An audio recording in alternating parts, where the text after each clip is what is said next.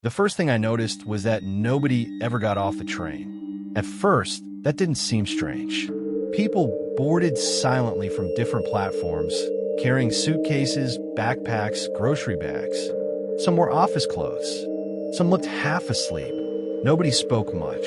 The windows reflected our faces back at us, because outside was completely black, like the train was moving through an endless tunnel. I only realized something was wrong after my phone battery died. Not because the battery ran out, because it stayed at 13% for 3 days. No messages came through, no signal, no announcements, just the constant metallic rhythm of the tracks beneath us. Clack, clack, clack, clack, endless. I asked an old man across from me what stop was next. He looked up slowly, confused by the question. Then he whispered, "There are no stops." After that, he refused to look at me again. I laughed nervously at first. Thought maybe he was senile. Maybe this was some overnight route through another country. Maybe I'd fallen asleep and missed something important. But eventually hunger disappeared. Then exhaustion stopped feeling normal too. I couldn't tell how long I'd been awake anymore. The lights above us flickered constantly, buzzing with a faint electrical hum that got louder whenever I tried to sleep.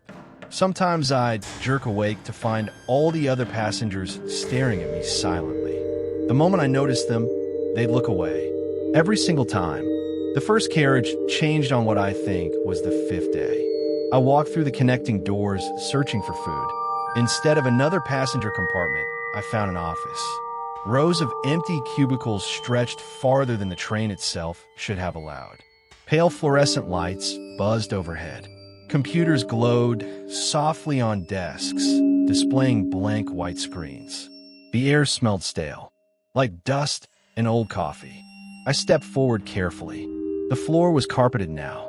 Not metal, not train flooring. Carpet. My footsteps sounded wrong. Muted, distant. I turned around quickly. The train door behind me was gone. In its place stood an elevator with dented steel doors.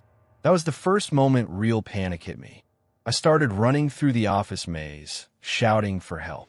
Nobody answered, but things moved. Not directly. A swivel chair spinning slowly. A computer monitor turning on by itself. Stacks of paper shifting in the corners of my vision. And somewhere deeper inside the office, typing. Hundreds of fingers hammering keyboards rapidly. I followed the sound until I found a conference room. Inside sat dozens of people around a massive table. Motionless. Every single one facing downward. Their heads tilted toward documents in front of them. I felt relief flood through me. "Thank God," I said. "Please, I need help." One of them twitched. Then another. Slowly, all their heads turned toward me at the exact same time. Their faces were completely blank. No eyes, no mouths, just smooth skin stretched tight across their skulls. The typing sound never stopped, even though none of them were moving their hands. I ran. The office lights began shutting off behind me one by one. Darkness swallowing the cubicles. Closer, closer, closer, until I found another train door standing alone in the middle of the carpeted hallway. I threw myself through it and collapsed back into the passenger carriage. Nobody reacted. The passengers sat silently beneath flickering lights, like nothing had happened. I tried to explain. Nobody listened. The old man finally spoke without looking at me. "It changes for everyone eventually." I asked him what the carriages were. He answered quietly, "Places that shouldn't exist anymore." After that came the playground. I entered it accidentally while searching for water. Moonlight illuminated rusted swings, moving gently in non-existent wind. The playground stretched beneath an endless gray sky with no sun, no stars, no horizon. Just flat emptiness. The slide was wet with something dark. The merry-go-round creaked slowly on its own. I heard children laughing somewhere far away, but there were no children, only echoes. I walked past monkey bars and cracked animal rides until I saw movement near the swings. A little girl sat there with her back toward me. She wore a yellow raincoat. Her feet dragged lightly across the dirt. Relief hit me again. Another survivor. "Hey," I called carefully. No answer. I approached slowly. "Do you know how to get out of here?" The swing stopped moving instantly. The girl spoke without turning around. "You weren't supposed to wake up." Every hair on my body stood upright. "What?" She tilted her head slightly. "The others stay asleep longer." Then the swing chains began rattling violently. The playground lights flickered on overhead. Huge floodlights. And suddenly, I realized the playground wasn't outdoors at all. It was inside something enormous. Something cavernous. The darkness above me wasn't sky. It was a ceiling too high to see. The laughter returned, louder now. Not children laughing. Passengers. Dozens of adult voices laughing mechanically in perfect synchronization. The girl finally turned around. Her face was old, wrinkled, eyes cloudy white, mouth stretched too wide.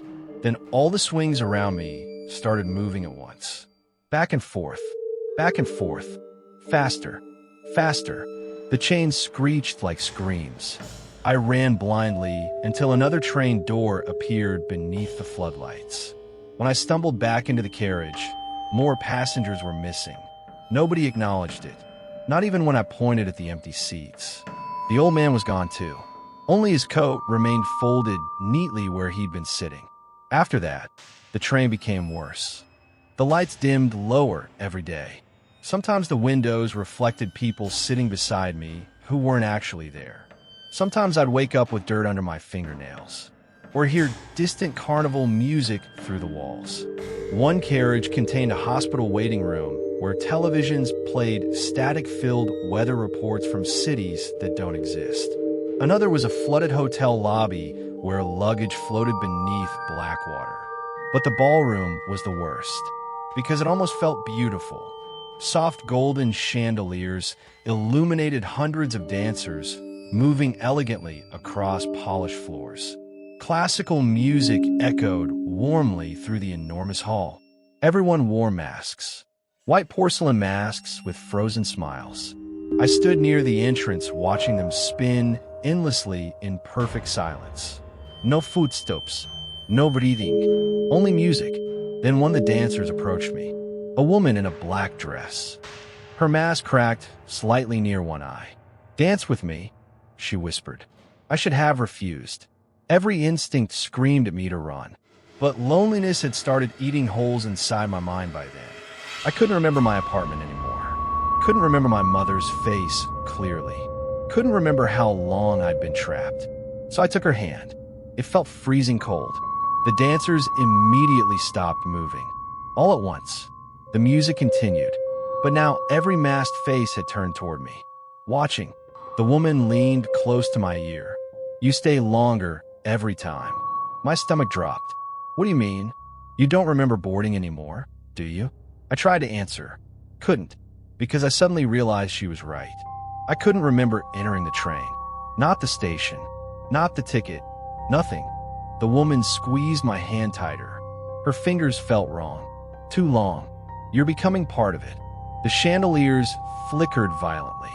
And for one horrible second, all the dancers lost their masks.